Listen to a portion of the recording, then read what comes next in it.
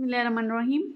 आज का हमारा टॉपिक है टिप्स फॉर न्यू टीचर्स। वो टीचर्स जिन्होंने अभी अभी स्कूल ज्वाइन किया है और उनको टीचिंग नहीं आती, तो मैं उनको थोड़ी सी टिप्स बताऊंगी जिसके ज़रिए वो अच्छे से टीच कर सकती हैं। सबसे पहली बात है, आपने अपने ऊपर यकीन रखना है। Believe yourself.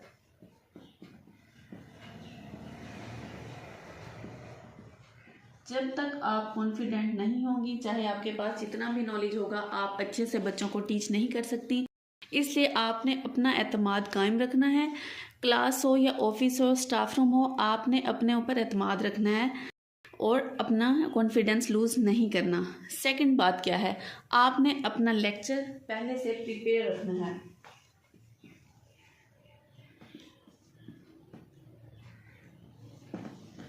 प्रिपेयर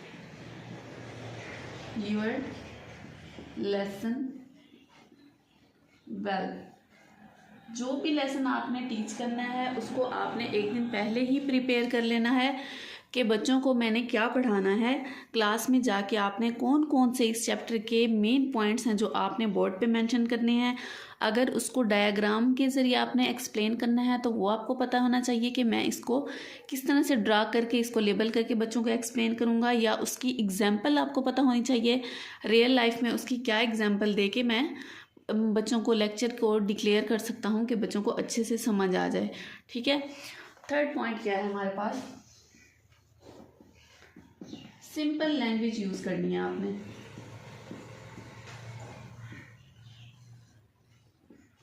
आपने बच्चों के साथ इतने टफ वर्ड्स नहीं बोलने कि बच्चे को समझ ही ना आए कि आप क्या पढ़ाना चाह रही हैं, क्या समझाना चाह रही हैं। इसलिए आपने स्टूडेंट के साथ, बेशक आप इंग्लिश भी यूज़ करें, मगर सिंपल लैंग्वेज जो बच्चों के लेवल की हो, बच्चे उसको अंडरस्टैंड कर सकें। कोई टफ वर्ड भी हो तो आप उसका मीनिंग बच्चे को साथ में बता दें। तो आपने करना है कि क्या है, सिंपल लैंग्वेज क्लास में यूज़ करनी है। एक और बात याद रखिए, आपने क्लास में स्टूडेंट के साथ इंटरेक्ट करना है। वो कैसे, जैसे कि आप क्लास में आई हैं तो आपने बच्चों के जो लेक्चर दिया है, आप उस लेक्चर के दौरान ही आप स्टूडेंट से क्वेश्चन करेंगी कि आपको ये बात समझ आई है या नहीं आई। अगर इसको हम इस तरह से चेंज करके मैं आपको अगर ये सवाल दूं तो इसका आंसर क्या बनेगा। तो इस तरह से आप स्टूडेंट्स को अपनी तरफ अंगेज रखेंगी, उनके साथ जाएंगी ताकि हर बच्चे तक क्लियर आवाज़ जाए, हर बच्चे को आप एक्सेस कर सकें और उनको जो पॉइंट समझ नहीं आया आप उसको दोबारा बता सकें। तो आपने हर स्टूडेंट के साथ इंटरेक्ट रहना है। ये ना हो कि फर्स्ट वाले स्टूडेंट्स की तरफ आपकी तवज्जो है और लास्ट वाले स्टूडेंट जो है खामोशी से बैठे हुए हैं और उनको कुछ समझ नहीं आ रहा। Respect your students. आपने रिस्पेक्ट करनी है। ये नहीं है कोई आपका रिलेटिव है तो आप उसको इम्पोर्टेंस दे रही हैं, या कोई बच्चा बहुत ज़्यादा प्यारा है तो आप उसकी तरफ ज़्यादा मुतवज्जो हो रही हैं। हर बच्चे की अपनी रिस्पेक्ट होती है और वो ये चीज़ नोट करता है कि टीचर मेरी तरफ मुतवज्जो हो रही है, मुझे रिस्पेक्ट दे रही है, तो वो कॉन्फिडेंटली आपसे क्वेश्चन आंसर भी करता है और आपकी तरफ मुतवज्जो भी होता है। एक और बात याद रखिएगा, मिस्टेक हो तो क्या करना चाहिए। Mistakes are parts of learning.